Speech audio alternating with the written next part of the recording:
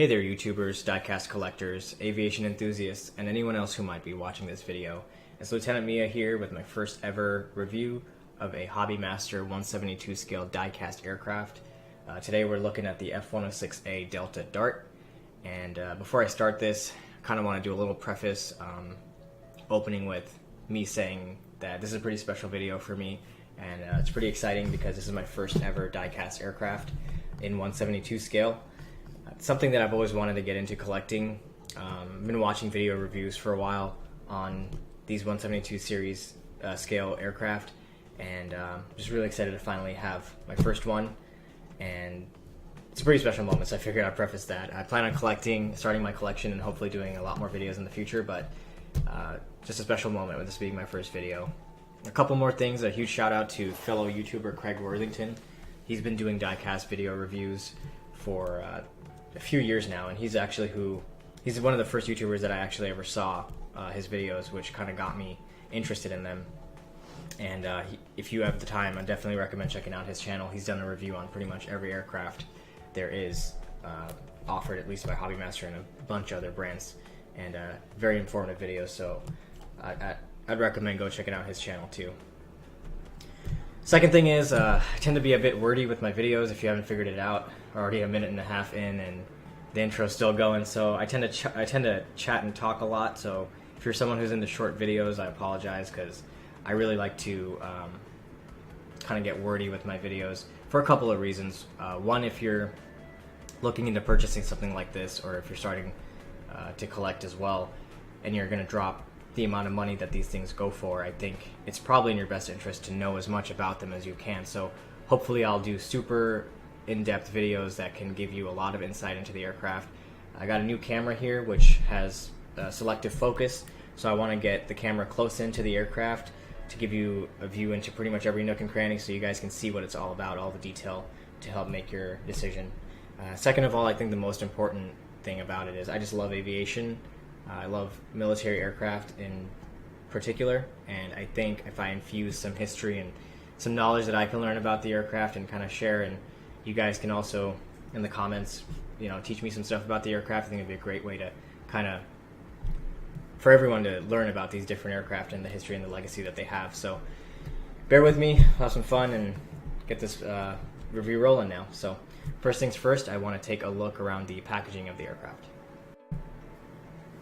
Alright, so here we go. First and foremost, let's talk about this box. Now, like I said, I've been watching these videos for a while, and some of the reviews do show the box, and one thing that definitely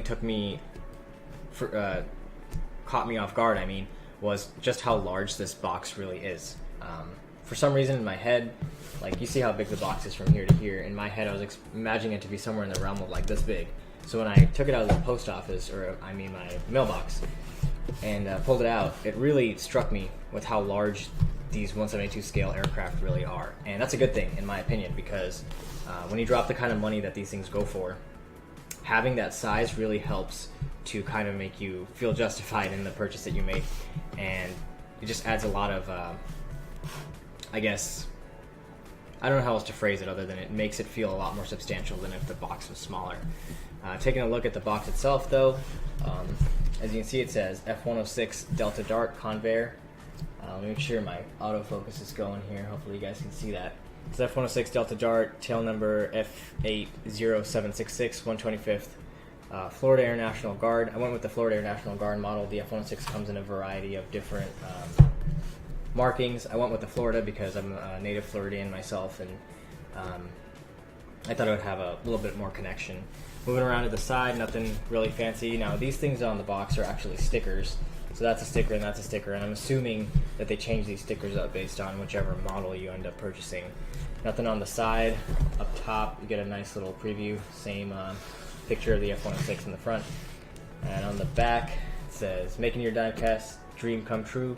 Visit hobbymaster.com for more." And it says, this one was created in 2011, so pretty dated, about 7 years old now. This model had a pretty good price on it for something that's, I think, discontinued now.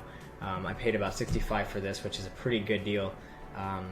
The price on this one I'm seeing online from $80 to $95, upwards of $110 depending on which specific airframe and markings you're looking at, but I got a pretty good deal on this one. So we'll take a look inside the box now and kind of look at the components inside. So next up, we'll take a look inside. This tab here is held in place with two Velcro patches, which holds this flap in place, and it just opens to give you a quick window view look at the aircraft. There's some specifications and a quick history of the aircraft there. Hopefully that's in focus. You can go ahead and hit pause if you want to read all that. I'll touch this information, or touch on this info when I'm doing a video of the aircraft out of the box. But for now, I just figured I'll give a quick overview. And you can see in the window box, you got the F-106 model there. Looks like the display stand. You got the Falcon missiles with the weapons bay doors, pilot figurine, and just one thing off the bat that I've noticed about these missiles is that they're all kind of glued in place, or they're molded in one piece into the weapons bay of the F-106. I thought they would be individual and that you could remove them, but it looks like this is all one piece. We'll know when I get this out of the box and kind of see what that's all about, but right now it's looking like these 4 missiles are fused into place with the weapons bay. And I think beyond that, there's not too many accessories. I'm seeing some landing gear in there as well, but that's about it. So that does it for the box. I'm going to go ahead and crack this thing open now and get it put up on the display stand. We can start looking at the aircraft. So here's the F-106 out of package, and my first impressions, guys, I am blown away.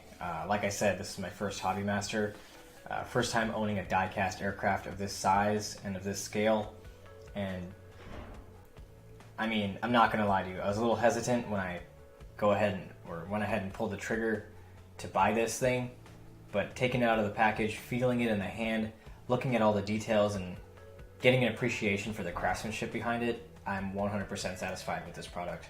Hobby Master did a great job. I could honestly ramble for hours and hours about it, but I think the bottom line is, if you're on the fence about ordering one, if you think that maybe this hobby is too expensive, I think you at least owe it to yourself to get one. Just get one, even if it's your favorite aircraft, so you can appreciate the amount of work that Hobby Master put into it. I'll go ahead and get a quick rotation started so you guys can see an overview of the angles of the aircraft. Just a beautiful, beautiful aircraft in my opinion. I think a lot of times the F-106 is pretty underrated. In the history books, it seems like the F-106 doesn't get a lot of limelight or attention, but it's always been one of my favorite aircraft. I think it just looks great. It did its job well, even though it was never actually used for its intended purpose, which was to intercept nuclear bombers. It did intercept quite a few of them, but in terms of blowing them out of the sky and destroying them, I never got to see actual combat. So despite that, though, I think, if it doesn't have to do that, it did its job well, if that makes any sense. The intimidation factor or what have you, whatever the reason was that it never saw fruition in terms of engagement, I guess speaks a lot about the engineers and the pilots who flew it that, kept us out of harm's way. So that was a 360. Little side note here, this display stand I'm using was actually 3D printed. I've got a 3D printer, and I thought it'd be fun to print a little display stand so I could rotate it and kind of talk about the aircraft. So if you're a fellow diecast collector and you'd be interested in a little rotating display stand like this, shoot me a direct message or a private message, and I'd be more than happy to print one for you. I think it makes it a lot easier to review these things, especially Craig, if you're watching this, diecast collector. You kind of got me started into this hobby, so if you wanted one of these display stands, or these rotating stands, just go ahead and shoot me a message. I'd love to get one out to you. So I think what I'll do next is I'll keep the rotation going and give a little bit of history about this aircraft. Now, I'm a pretty big junkie on aircraft, but I'll be 100% honest, I'm not like super knowledgeable about the F-106, so I've got some resources pulled up. I'll just read off of it while I kind of give you guys a 360 view of the aircraft. So we'll go ahead and do that next. The Convair F-106 Delta Dart was the primary all-weather interceptor aircraft for the United States Air Force from the 1960s through the 1980s. Designed as the ultimate interceptor, it was proven to be the last dedicated aircraft of its type in the United States Air Force service to date. It was gradually retired during the 1980s, with the QF-106 drone conversion of the aircraft being used until 1998. The aircraft served primarily in the continental US, Alaska, and Iceland, as well as a brief period of time in Germany and South Korea. The F-106 was the second highest sequentially numbered aircraft to enter service under the old numerical system, with the F-111 being the highest. The F-106's official name, Delta Dart, was rarely used. The aircraft was universally known by its pilots and its crew chiefs simply as the Six. The F-106 had a crew of 1. Its overall wingspan was 38.25 feet and had a height of 20.28 feet. Maximum speed was Mach 2.3 with a range of 1,800 miles. Armament consisted primarily of 2 AIM-4 Falcons, AIM-4G Falcons, or 1 nuclear Genie rocket, or 1 AIM-26 Super Falcon missile. Eventually, those missiles were replaced by Project 6 Shooter upgrades, which would see that the aircraft is equipped with a 20mm M61 cannon. Alright, so now that all that textbook stuff is out of the way, I'll talk about the aircraft with just some general knowledge that I know about it. That being that it's a successor to the F-102, which was the Delta Wing interceptor that came before it, kind of like its younger brother in a lot of ways. I'm going to double check the autofocus real quick just to make sure that this is in view. There we go. So, like I was saying, successor to the F-102, the F-106 had a significant number of improvements to make it a lot less problematic than the F-102 had. Predominantly, you can kind of see one of them being this new fuselage design, this area rule, what they call it, which the fuselage midsection kind of contorts inwards. And I'm not an aerodynamic specialist by any means, but from what I understand, it helped with overall stability, and I believe allowed it to reach a higher Mach number than the F-102. It also had upgraded avionics, significantly improved power plant, and overall design aesthetic is pretty similar, but it's different as well. The most notable difference being that fuselage change, and then this tail here has also been squared off versus the all triangle tail in the F-102, which in my opinion makes it look significantly sleeker. Just that little difference of that tail being squared off makes it look so much nicer. The role was the same. They were both designed to be interceptors, to intercept bombers, and basically their job was to take off, fly fast, and basically go shoot down the bombers. And as a result of that, the design has something very reminiscent of today's fighters, which if you look at the overall aesthetic, you'll notice that it's very clean. There's not a lot of stuff hanging off the aircraft. We've got 2 fuel tanks, and that's about it. And that's because this aircraft's armament and weapons load was designed to be carried internally, a lot like the F-22 of today and the F-117 and most modern day fighters, the F-35. They have all of their stores, the 5th generation aircraft, they carry it internally. Now, modern day aircraft do it for the purpose of stealth. If you carry your weapons inside, they're less likely to be detected by radar. But the F-102 and the F-106 carry their weapons internally because it helped with speed. The less stuff you have hanging off your aircraft, the faster you're going to be able to go. So that's why this aircraft looks as sleek as it does, because the designers wanted it to basically, kick the tires, light the fires, and then just basically afterburner kick it to intercept those bombers. And I guess that's a good segue into kind of looking at some of the accessories that this aircraft came with. And the first thing we'll take a look at is the extra weapons bay that it comes with. So currently, in its configuration, I've got it on the display stand in a clean configuration. I'm going to try to lift this up very carefully and show you guys underneath. If you can look at the bottom there. Let me get the autofocus going again. It's in a clean configuration. So the weapons bay door is shut, landing gear is up. Only thing I've got externally is those fuel tanks there. And this is pretty much displayed as if the aircraft was in flight, which is what I prefer to do. And if you can take a look here, what's interesting to note is it comes with these 4 Falcon missiles. As I stated when I was doing the unboxing, these missiles, if I can get it to focus, all come in one piece attached to the weapons bay, and there's that trapeze launcher. So basically these missiles would come out on those arms, very similar to how the F-22 launches its Sidewinders and its AIM-120s on those little rails. They basically spring out, enter the airstream, shoot off, and then the doors would shut real quick. I'm going to try to get the manual focus so you guys can see the small fine print. The print on it, if I can get it close to my face, says remove power, install locks. Those red text, the red text right there. If I can get that to zoom in. Now that is like absolutely small details. I'd say it's even hard for me to read with it being close to my eyes. So the fact that Hobbymaster is able to get that amount of detail on something this small, just pretty remarkable. I think they're some kind of transfer decals, but anyway, I just think the amount of detail is remarkable. There's the AIM-4 Falcon missiles there. There's 4 per bay, and you don't see it here, but the Genie would go somewhere in the middle, and that would be the big boy. Basically a nuclear missile, which would cause a big airflow disruption and kind of create unequal pressure. And that's how it operated. It would create a large pressure difference, which would basically cause any aircraft structure to compromise if it was in that blast radius. But that's the weapons bay. It comes in one piece, and if you wanted to display it with the weapons bay, it kind of sucks because if you have it on the display stand, you can't have the weapons bay open because if you take a look at the bottom of this, the metal, the clasp that holds onto the metal part of the base of the fuselage kind of covers the weapons bay door. So if you want to display it with the missile bay open, it has to be in a ground configuration. So that kind of sucks, but for someone who's keeping it in flight as clean as possible, it's not really a big deal. But that's the missile accessories that you get.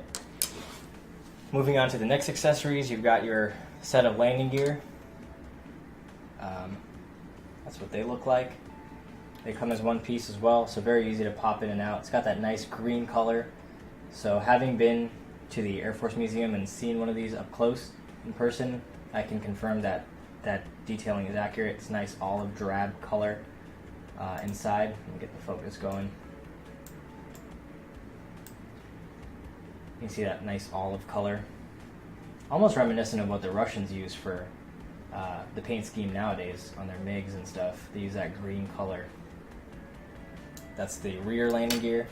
And then you've got the front landing gear, also one piece. Very easy to swap in and out.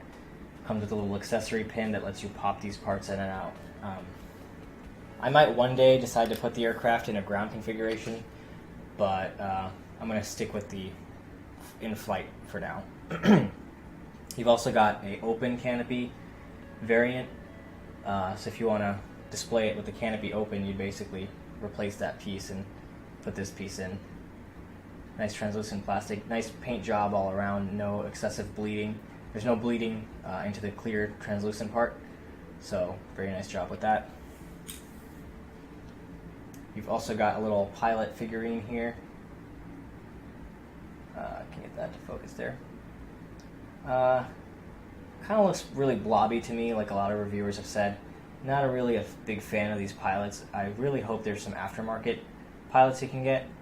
And a funny thing to note is, if you were to compare the size of this pilot to the actual aircraft itself, this is like really tiny. Like an actual pilot should span the height of this fuselage almost. So it's really not even in scale. I think it's more of a novelty factor, but I'm going to leave the pilot out for mine. And then, this really isn't an accessory, but the last piece of, I guess, an extra thing that comes in the box is this little plastic square, which basically you can put in the bottom of the fuselage to make it flush if you take the display stand out. And that really does it for accessories. So I think next up I'm going to take the camera off the mount and get up close and show you guys some of the details, the minutia in the cockpit and a few of the other areas of the aircraft up close and personal. Alright guys, so this might be a little bit of a shaky cam here, but bear with me as I take you around the aircraft, and we'll start from the front, work our way to the rear. So starting with the nose, you can see that nice pitot tube detail. If the camera doesn't want to focus, I'm going to force it into manual mode, so bear with me while I get it to focus and come into view. There we go. So you can see the nice pitot tube detail. This does worry me a little bit. This pitot portion, I'm going to just like flex it a little bit so you guys can see what I'm talking about. It's very, very flexible and soft. I'm like very paranoid carrying this thing around because that thing could just snap very unintentionally. If you drop it or maybe hold your hand wrong, you can break that off very easy. So be careful when you're handling this thing. Moving our way to the back, you can see the nice marking, the 10. Read some of the text on there. Hopefully if the camera wants to come into view. Some ejection seat markings. Some notes for the crew chief and pilot getting in. Very, very nice paneling and detail. It's so small that I can't even read that with my naked eye. I know that box says armament. And I'm assuming it's probably some serial numbers. Nice Air Force roundel with some panel linings for the access door. Got the air intake on the side with more lettering. Like, I really can't emphasize how small that lettering really is. Like, it seems big probably in video because the camera's so close to it, but the fact that Hobbymaster got all these nice details in is just amazing. My favorite portion that this aircraft does very well, and a lot of Hobbymaster figures or models seem to do, is the cockpit. So let me get the focus coming in again. If you can take a look inside the cockpit there.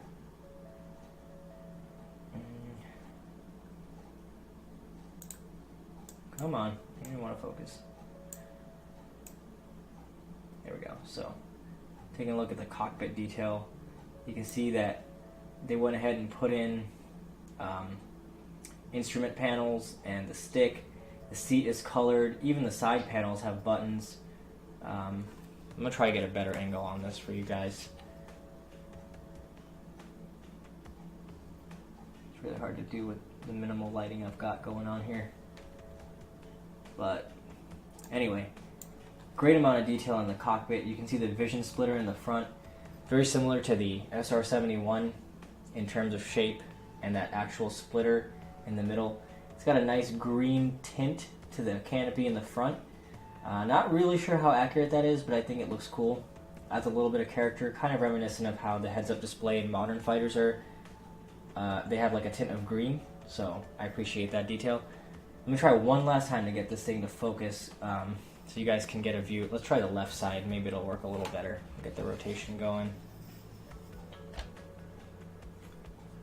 Get the camera up in there so you guys can get a view of the instrument details. I hope you guys can see that because it just blew me away with how much they were able to squeeze in.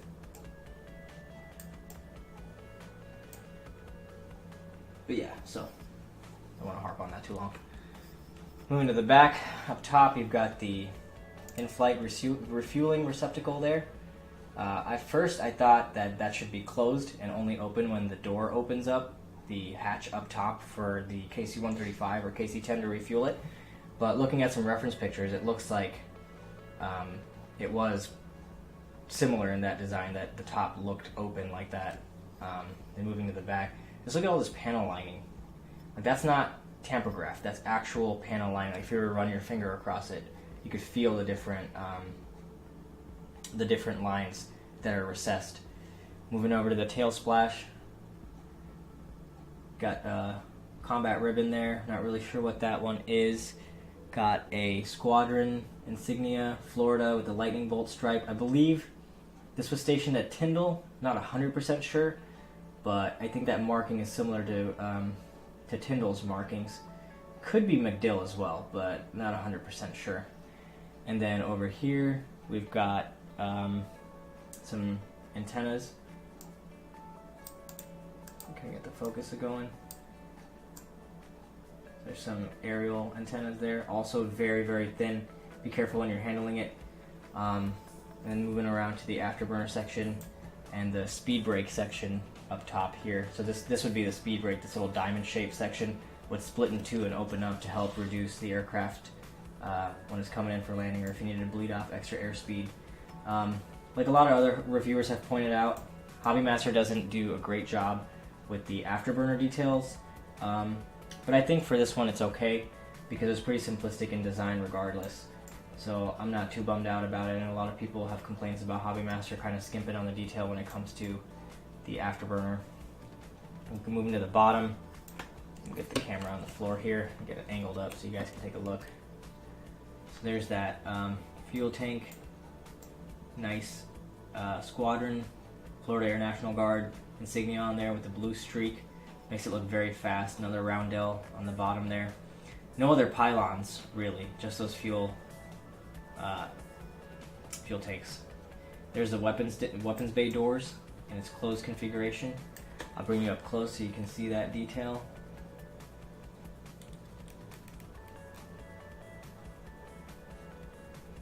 Very nice detailing there. And then moving over to the right hand side, there's that closed landing gear bay door and the nose cone there. So kind of if you were to be standing on the ground, that's what this aircraft would look like if you were, seeing this at a museum or something. So pretty cool view. Yeah, coming around back to the top, just an overall shot from the top. See that sleek profile with that diamond wing, that delta wing. Delta pretty much meaning triangle. You can see just how sleek this aircraft was. So very, very beautiful aircraft.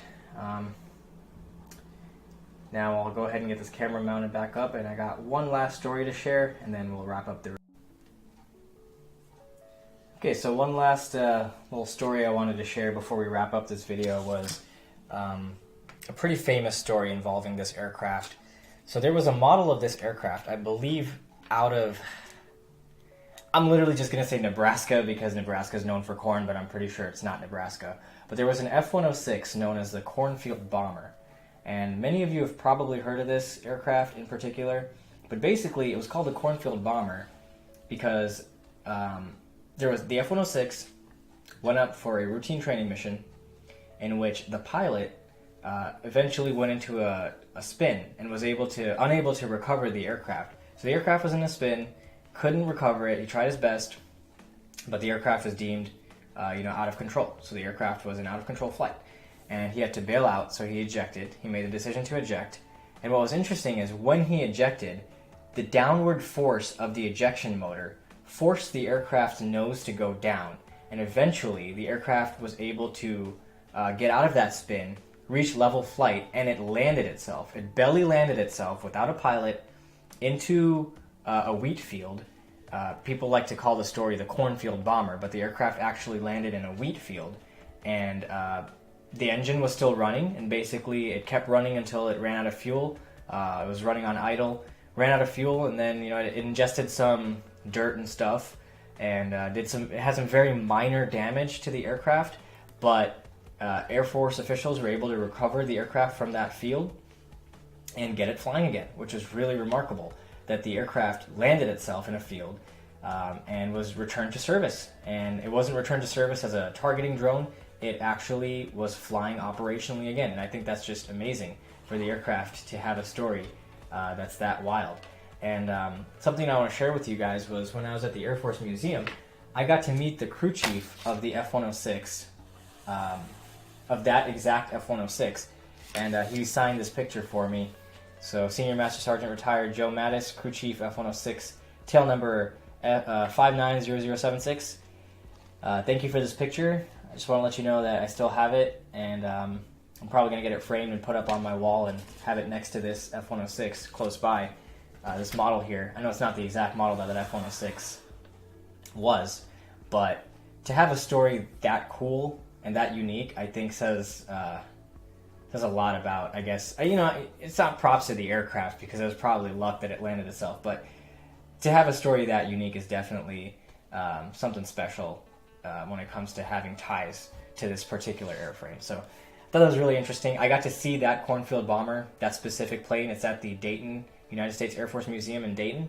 So if you're ever in Dayton, Ohio at Wright-Patterson Air Force Base, go check it out. It's in Hangar 3, Cold War hangar, and it's a really cool aircraft, very unique story. And they preserved it very well. So I want to share that story with you, but that pretty much does it for my review. Overall, I really don't know how to rate these things. If I'm going to do it out of like an out of 5 scale, this is definitely a 4.7. Some very fragile parts. Didn't come with instructions. That's another thing. It was very interesting. was expecting instructions in the box with how to put in pieces in and out so I don't break anything. So other collectors, if you have some advice, go ahead and drop it in the comments because I don't want to break this thing. But in terms of value for the money, looks, and just how faithfully it recreates the real thing, I think it hits all of the check boxes. Just durability is the only thing I'm concerned with. And then another thing that I wanted to ask fellow collectors was this cockpit. I know a lot of people with these types of aircraft don't open the cockpit because they can't get it flush again. I'm paranoid to open it. I kind of am contemplating putting this pilot figurine in, but I don't want my canopy to not be flush anymore. So if you have some advice with how I can go about doing that, please let me know. I'd really appreciate that. But yeah, that's my video review, my first ever diecast Hobby Master, my first ever diecast 172 scale aircraft. Kind of did kindle a little fire. I already kind of collect stuff that I spend a lot of money on that I shouldn't. So this thing is just one of those itches that I'm probably gonna need to start, itching from now on. And I do plan on doing a few more videos. I've got a T-38 and an F-4 Phantom coming in the mail soon. Got a great deal on those. I'll put the link to those if you're interested. Got a great deal. For both of those aircraft, I paid $80, which is unbeatable. So I got those two aircraft coming in. I'll do a video when they eventually get here. So that was my video for the F-106. I hope you guys liked it. It's my first time doing it, so if you have comments, suggestions, how to improve for my videos in the future, and if there's something that I missed that you would want to see in this aircraft or other aircraft moving forward, specific details, just go ahead and let me know, and we'll talk about them in the future. But thanks so much for watching, and I hope you guys enjoy it.